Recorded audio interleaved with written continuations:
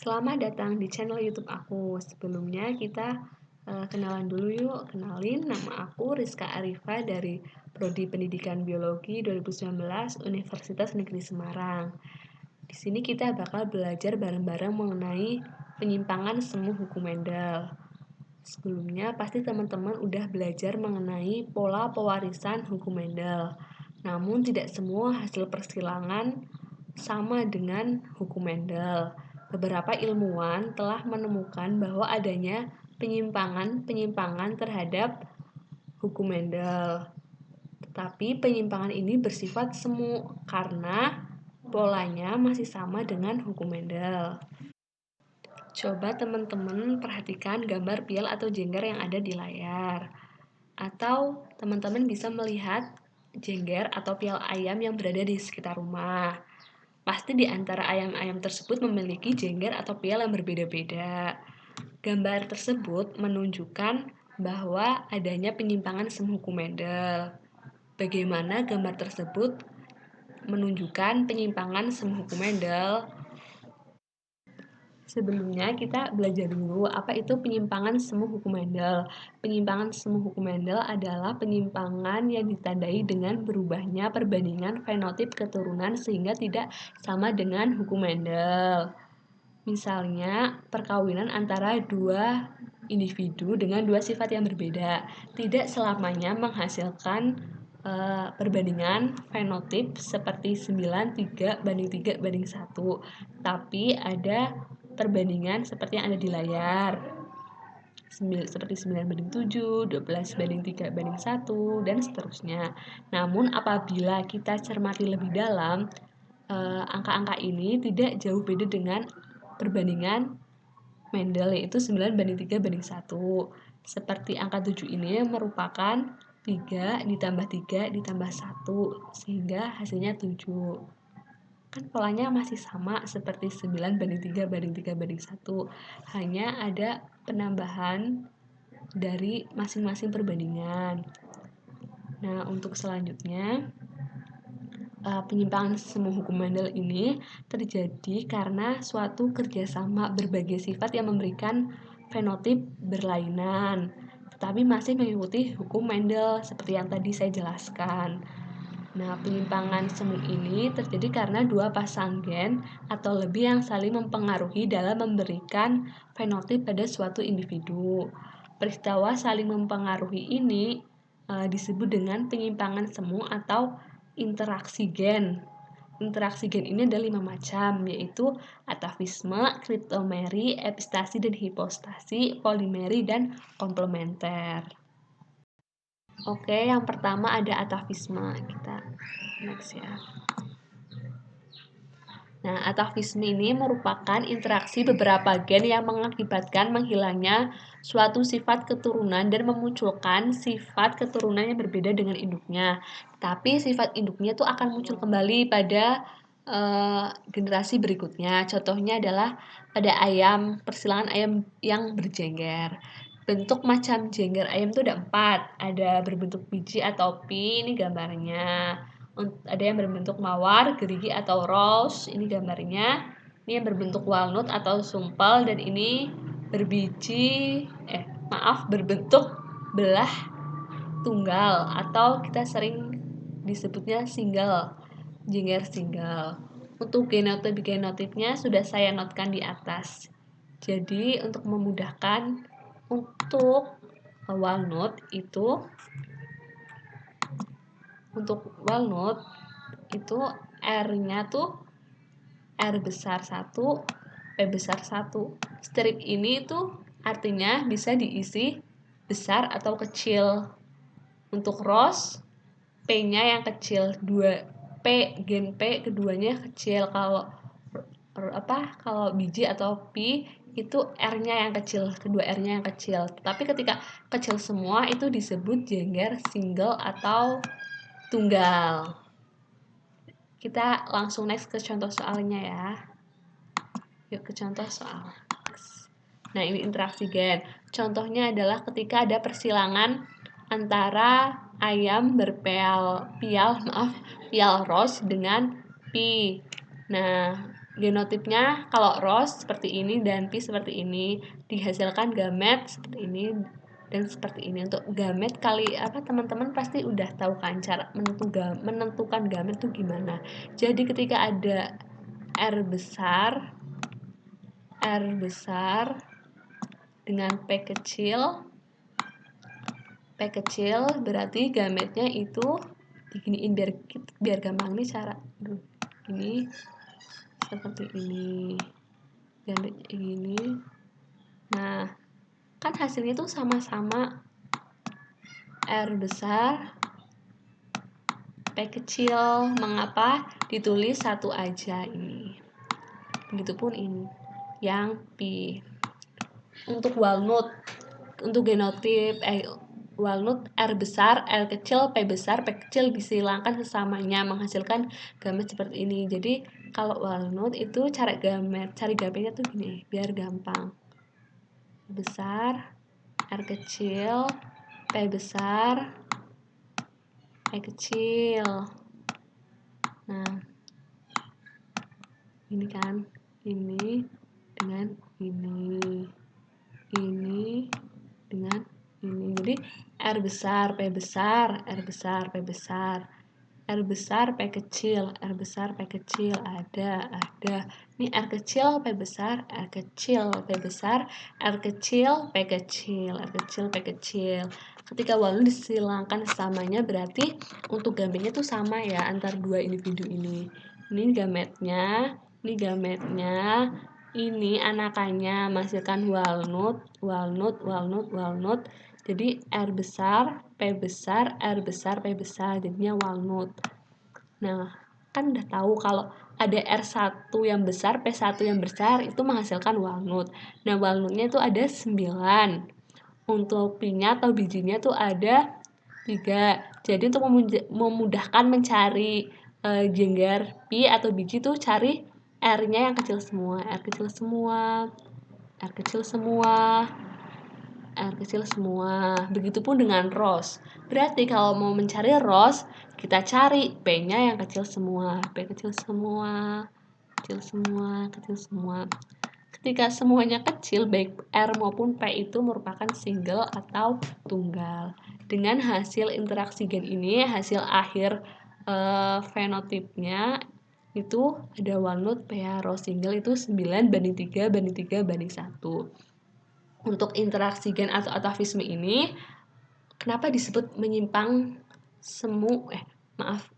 Termasuk dalam penyimpangan semu hukum Mendel itu bukan karena dari ininya, bukan dari perbandingannya, tetapi dari bagaimana si atafisme ini dapat menghasilkan individu baru atau sifat yang baru, tetapi ketika sifat ini disilangkan samanya, sifat induknya akan muncul pada generasi keduanya. Udah mudeng yang atafisme, kita bisa lanjut ke yang kriptomeri. Untuk selanjutnya ada kriptomeri. Kriptomeri adalah peristiwa munculnya karakter tertentu apabila gen dominan bersama-sama gen dominan lainnya. Jika gen berdiri sendiri, karakternya akan tersembunyi atau kriptos. Contohnya pada bunga Linaria marokana. Jadi ini ditentukan oleh pigmen hemosulanin dan keasaman pada plasma sel. Ketika keasamannya bersifat asam itu akan menimbulkan warnanya merah, tapi ketika basah dia akan berwarna ungu. Untuk lebih lanjutnya kita ke contoh. Ini kriptomeri pada Linaria marokana.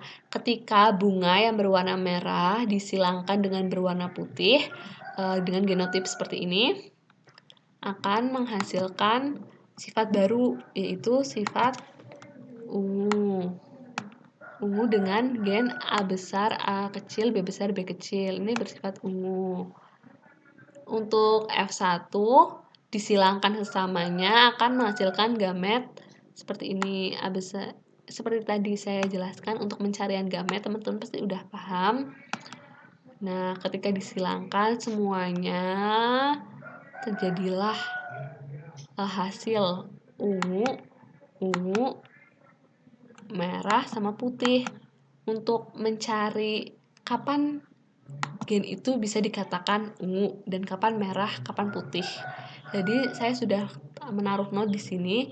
Jadi ketika warna ungu, ketika gennya itu A besar strip, B besar strip. Strip ini kan seperti tadi, bisa diisi A besar ataupun kecil. Jadi kalau ungu, ketika ada gen dominan. Ini ada yang besar 1, ada yang besar 1 juga. Jadi ketika ada A1 besar, B1 besar itu akan bersifat ungu. Ketika merah, yang kecilnya tuh yang B2 tuh kecil semua.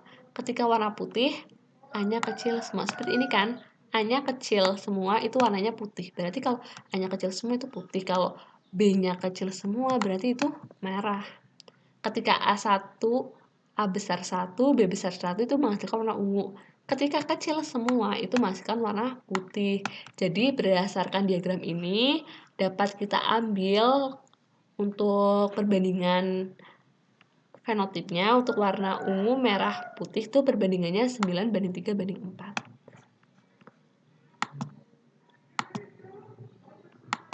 Untuk selanjutnya, next ya.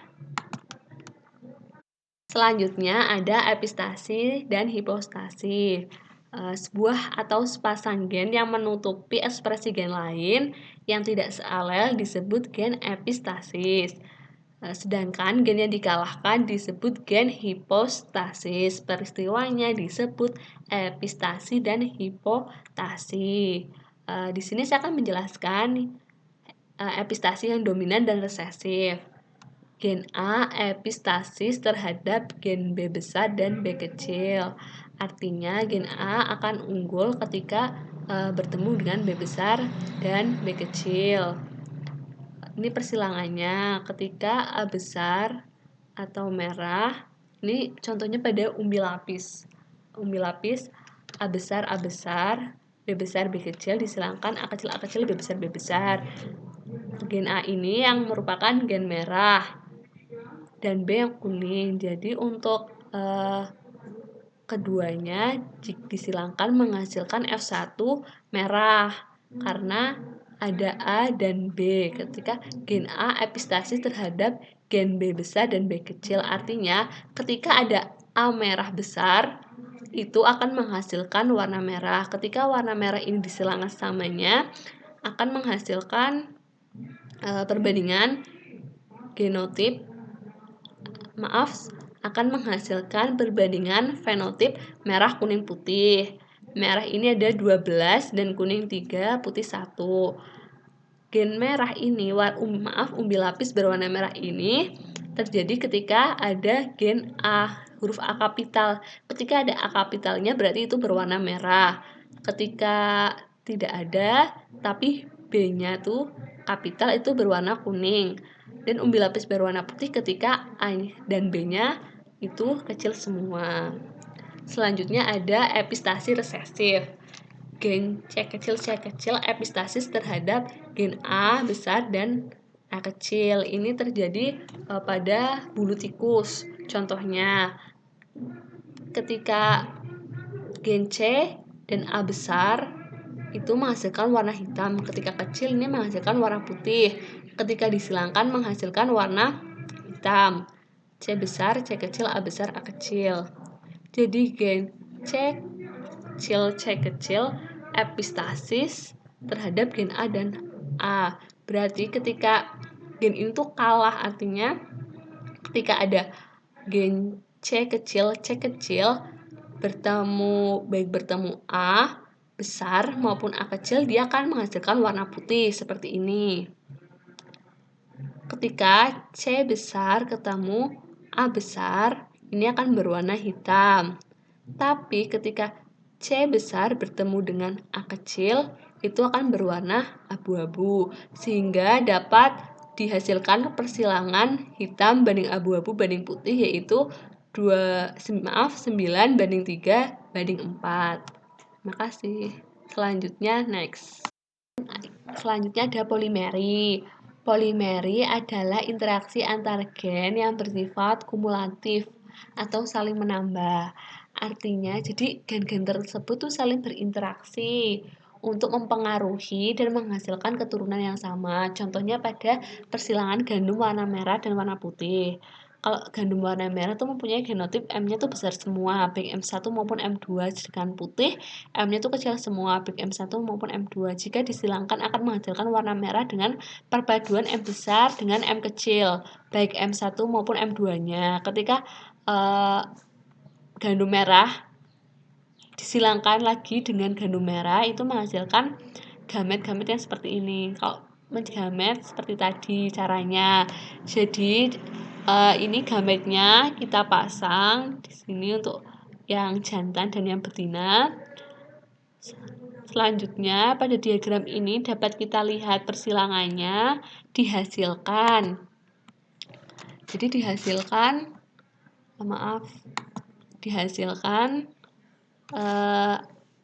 gandum-gandum yang berwarna merah dan putih, tapi kebanyakan yang berwarna merah. Kenapa kebanyakan yang berwarna merah? Seperti pernyataan tadi yang mengatakan polimeri adalah interaksi gen yang bersifat kumulatif, itu artinya ketika ada M besar 1 maupun 2 maupun 3 maupun 4 itu menghasilkan warna merah. Jadi setiap dalam sifat itu genotipnya ada M besarnya. Ketika ada M besar, baik 1 atau 2 atau 1 dan 2 itu menghasilkan warna merah.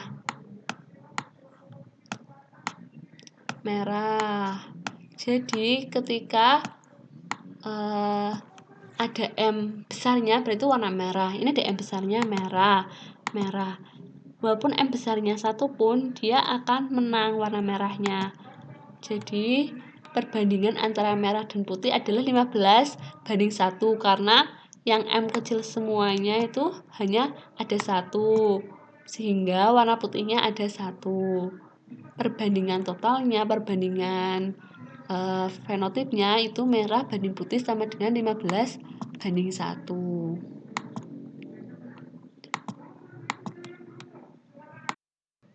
Yang terakhir ada komplementer. Komplementer merupakan interaksi antar gen yang sifatnya berbeda dan saling melengkapi, sehingga memunculkan fenotip tertentu. Apabila salah satu gen itu tidak muncul, maka sifat yang dimaksud pun tidak akan muncul. Contohnya pada persilangan bunga Lathyrus odoratus yang memiliki gen-gen seperti ini. Ketika gen C kapital atau C besar itu artinya membentuk pigmen warna. Ketika C kecil itu tidak membentuk pigmen warna, dan P besar membentuk enzim pengaktif, P kecil tidak membentuk enzim pengaktif. Untuk lebih lanjutnya kita langsung ke soal saja. Jadi ketika C besar, P besar kan bunga putih sama bunga putih, tetapi hanya yang besar tuh hanya satu gen saja, itu gen C, ini gen P. Ketika disilangkan antara bunga putih ini dan bunga putih ini membentuk bunga warna ungu, yaitu C besar, C kecil, P besar, P kecil. Ketika bunga ungu itu disilangkan akan membentuk persilangan seperti yang ada di diagram seperti ini. Ini bunga ungu disilangkan bunga ungu. Kenapa kita bisa tahu kenapa itu bunganya ungu, bunganya putih? Jadi untuk memudahkan seperti ini. Ketika warna ungu itu didapat ketika ada C besar dan P besar. Ketika C besar dan P besar bergabung, maka akan menghasilkan warna ungu. Ketika C-nya ada salah satu yang kecil atau P-nya ada salah satu yang kecil, itu menghasilkan warna putih. Dan ketika semuanya kecil itu juga menghasilkan warna putih. Jadi warna ungu ini akan terbentuk apabila gen C dominan bertemu dengan P dominan. Sehingga pada tabel ini dapat dihasilkan perbandingan fenotip bunga warna ungu banding bunga warna putih, yaitu 9:7. Ini kan besar sama besar, C besar, P besar, C besar, P besar. Ketika warna putih pun ininya P besar, C-nya kecil karena nggak ada C-nya. Ketika ini C-nya besar menjadi warna ungu, tapi ini kan C-nya kecil berarti itu warna putih. Dan untuk yang P-nya, ketika ini kan P-nya kecil semua, nggak bisa bersama-sama dengan C besar untuk menghasilkan warna ungu sehingga warnanya juga putih. Ketika semuanya kecil juga putih sehingga dihasilkan perbandingan yang seperti ini. Sekian dari saya. Terima kasih. Apabila ada kesalahan, saya mohon maaf. Jangan lupa like, comment, and subscribe.